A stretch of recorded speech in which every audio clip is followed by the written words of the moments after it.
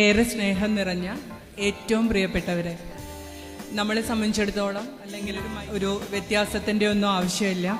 എല്ലാവരും തന്നെ പരസ്പരം അറിയുന്നവരാണ്. എൻ്റെ ജൂനിയേഴ്സാണ് ഒട്ടുമിക്ക ആളുകളും. സീനിയേഴ്സായിട്ടുള്ളവരെ ഒന്നും ഞാനിവിടെ കാണുന്നില്ല. എനിക്ക് പറയാനുള്ളത്, ഇപ്പോൾ പറയേണ്ട വ്യക്തി സ്വരാജിനെ കുറിച്ചാവുമ്പോൾ എനിക്കത് എങ്ങനെ തുടങ്ങണം, എങ്ങനെ അവസാനിപ്പിക്കണം എന്ന് യാതൊരു എത്തും പിടിയും കിട്ടുന്നില്ല.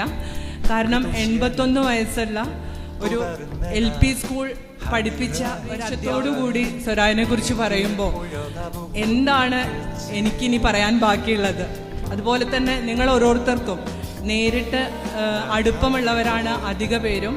ഇനി നേരിട്ട് അടുപ്പമില്ലെങ്കിൽ സ്വരാജിനെ നിരീക്ഷിക്കാത്ത, സ്വരാജിന്റെ രാഷ്ട്രീയം നിരീക്ഷിക്കാത്ത ഒരാൾ പോലും നിലമ്പൂരിലോ കേരളത്തിലോ ഉണ്ടാവുമെന്ന് തോന്നുന്നില്ല. അപ്പം അതുകൊണ്ട് അങ്ങനെയുള്ളവരുടെ അടുത്ത് ഞാൻ എന്താണ് സ്വരാജിനെ കുറിച്ച് പറയാൻ ചോദിച്ചാൽ എനിക്ക് വ്യക്തതയില്ല. പക്ഷെ എനിക്ക് പറയാനുള്ളത്, ഇങ്ങനെ നിൽക്കേണ്ട ഒരവസ്ഥ എൻ്റെ ജീവിതത്തിൽ ഉണ്ടാകുമെന്ന് 31 വർഷങ്ങൾക്ക് മുൻപ് ഞാൻ മനസ്സിൽ ഉറപ്പിച്ചതാണ്.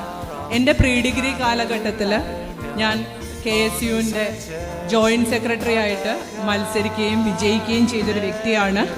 ഇന്നും എനിക്ക് സ്വരാജിൻ്റെ രാഷ്ട്രീയവുമായിട്ട് വ്യത്യസ്ത ചേരിയിലുള്ള ഒരു വ്യക്തി തന്നെയാണ് ഞാൻ.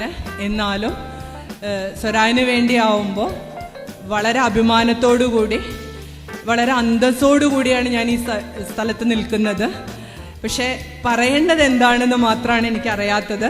കാരണം എല്ലാ അർത്ഥത്തിലും, അതായത് ആ 31 വർഷങ്ങൾക്ക് പിറകിലേക്ക് പോവുകയാണെങ്കിൽ ഞാൻ എൻ്റെ രാഷ്ട്രീയ പ്രവർത്തനമൊക്കെ ആയിട്ട് നിൽക്കുന്ന സമയത്ത് എൻ്റെ കൂടെയുള്ള സിനി എന്ന് പറയുന്ന എൻ്റെ സുഹൃത്ത് പറയാണ്, അടുത്ത വർഷം, അതായത് ആ വർഷം പോലും അല്ല, അടുത്ത വർഷം നമുക്കൊരു വിദ്യാർത്ഥി വരാനുണ്ട്, പാലേമാട് സ്കൂളിൽ നിന്നാണ്.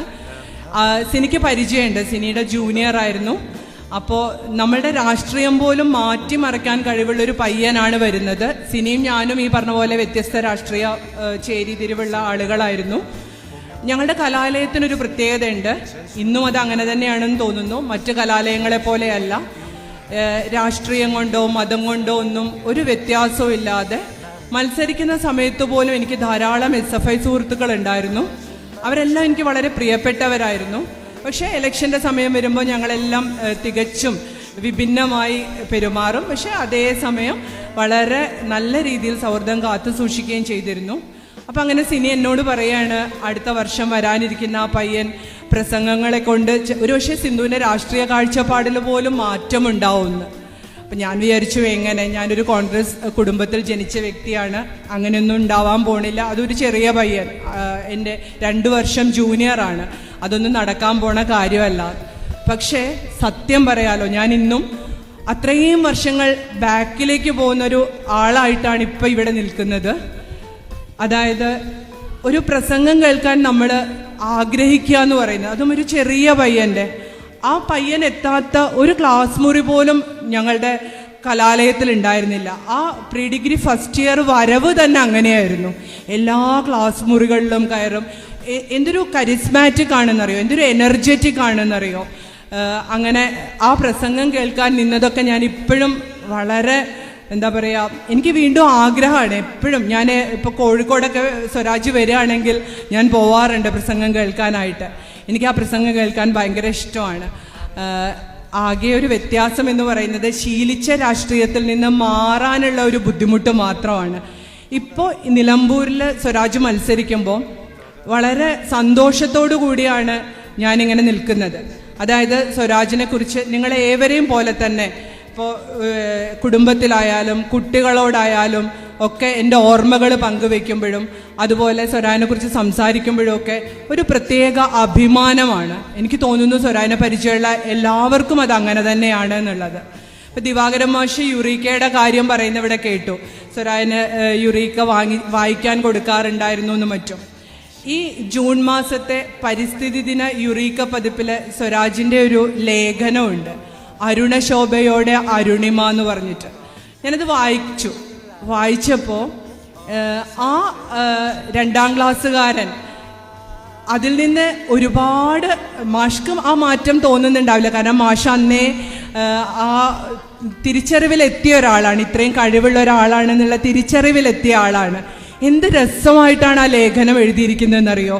ആ കൂട്ടുകാരെ എന്നുള്ള അഭിസംബോധനയോട് കൂടിയിട്ടുള്ള ആ ഒരു ഇത് വായിക്കുമ്പോൾ പണ്ട് യുറീക്ക വായിച്ചിരുന്ന അതേ, എനിക്ക് തോന്നുന്നു അതിലെ ബാക്കി ലേഖനങ്ങൾക്കൊന്നും ആ തനിമയില്ല. പക്ഷെ സ്വരാജിൻ്റെ ലേഖനം കൃത്യമായി എങ്ങനെയാണോ പണ്ട് കാലത്ത് നമ്മുടെ കാലങ്ങളിലൊക്കെ യുറീക്ക ഉണ്ടായിരുന്നത് അതേപോലെ ഒരു ലേഖനം. അപ്പം ഞാനിതെൻ്റെ മോളോട് വായിക്കാൻ പറഞ്ഞു. അപ്പം എൻ്റെ മോള് ചോദിക്കുകയാണ്, ഈ ചാനൽ ചർച്ചയിലൊക്കെ ഇരുന്ന് തീപ്പൊരി വാഗ്വാദങ്ങൾ നടത്തുന്ന, അതേപോലെ ഒരു മൈക്ക് കയ്യിൽ കിട്ടിയാൽ ആളുകളെ പിടിച്ചിരുത്താൻ മാത്രം ഇതൊക്കെയുള്ള സ്വരാജ് മാമയാണോ ഈ എഴുതിയിരിക്കുന്നത്? കാരണം എന്ത് രസമായി, നിങ്ങൾ ആരും അതൊന്ന് കിട്ടിയാൽ, ഇപ്പോൾ ഈ ജൂൺ മാസം ആയതുകൊണ്ട് കിട്ടാനൊരു ബുദ്ധിമുട്ടുണ്ടാവില്ല, ഒന്ന് വായിച്ചു നോക്കൂ. സ്വരാജ് അല്ലെങ്കിലും എനിക്ക് തോന്നുന്നു അങ്ങനെ ഒരു പ്രത്യേക കഴിവുണ്ട്. എനിക്ക് തോന്നുന്നത് സ്വരാജ് ഏറ്റവും നല്ലൊരു അധ്യാപകനാണ് എന്നാണ്. ഞാനൊരു അധ്യാപികയാണ്, പക്ഷെ എനിക്ക് അങ്ങനെ ഒരു കഴിവേ ഇല്ല ആളുകളിലേക്ക് ഇറങ്ങിച്ചെല്ലാൻ. കൊത്തിവെച്ച പോലെ സ്വരാജ് പറയുന്ന എന്തും കേൾക്കുന്നവരിൽ ഇങ്ങനെ കൊത്തിവെക്കപ്പെട്ട പോലെ നിൽക്കും. എനിക്ക് തോന്നുന്നു സ്വരാജ് എൻ്റെ അധ്യാപകനായിരുന്നെങ്കിൽ ഞാൻ ഒരു പക്ഷേ ഹിസ്റ്ററിയൊക്കെ ആയിരിക്കും എടുക്കുമായിരുന്നത്. ഞാനൊരു സയൻസ് ടീച്ചറാണ്. കാരണം നമ്മളിപ്പോൾ ഹിസ്റ്ററിയൊക്കെ ആകുമ്പോൾ ഒരുപാട് കാര്യങ്ങൾ മനസ്സിൽ എടുക്കണ്ടേ, അപ്പോൾ അതിന് കുറച്ച് ബുദ്ധിമുട്ടല്ലേ. പക്ഷെ സ്വരാജാണ് ഒരു സാധനം നമുക്ക് പറയുന്നതെങ്കിൽ, കാരണം ഒരുപാട് പ്രസംഗങ്ങൾ കേട്ട് പരിചയമുള്ളത് കൊണ്ടാണ് ഞാനിങ്ങനെ പറയുന്നത്. അദ്ദേഹം പറയുന്നത് എന്തും നമ്മുടെ മനസ്സിലേക്ക് കയറും. പിന്നെ ഇതേപോലെ എനിക്ക് പറയാനുള്ള മറ്റൊരു കാര്യം എന്താണെന്ന് വെച്ചാൽ, എനിക്ക് തൃപ്പൂണിത്തുറയിൽ 2016 സ്വരാജ് മത്സരിക്കുന്ന സമയത്ത് പോകണമെന്നും ഞാൻ പറഞ്ഞില്ലേ, 31 വർഷങ്ങൾക്ക് മുൻപ് എനിക്കറിയായിരുന്നു ആ ചെറുപ്പക്കാരന് വേണ്ടി ഇങ്ങനെ ഒരു വേദി പങ്കിടേണ്ടി വരും. ഞാൻ എൻ്റെ സുഹൃത്തുക്കളോടൊക്കെ പറയുമായിരുന്നു, ഇത് കേരള രാഷ്ട്രീയം കാണാൻ പോകുന്ന ഒരു മാറ്റം തന്നെയാണ്. കാരണം ഞങ്ങളുടെ കലാലയം അതുവരെ കണ്ട രാഷ്ട്രീയമല്ല സ്വരാജിന് ശേഷം ഉണ്ടായിരുന്നത്. ഞങ്ങൾ കുറച്ചുകൂടി പുറമേയുള്ള കാര്യങ്ങൾ ചർച്ച ചെയ്യാൻ തുടങ്ങി. അതുവരെ ഒരു കോളേജ് ഇലക്ഷൻ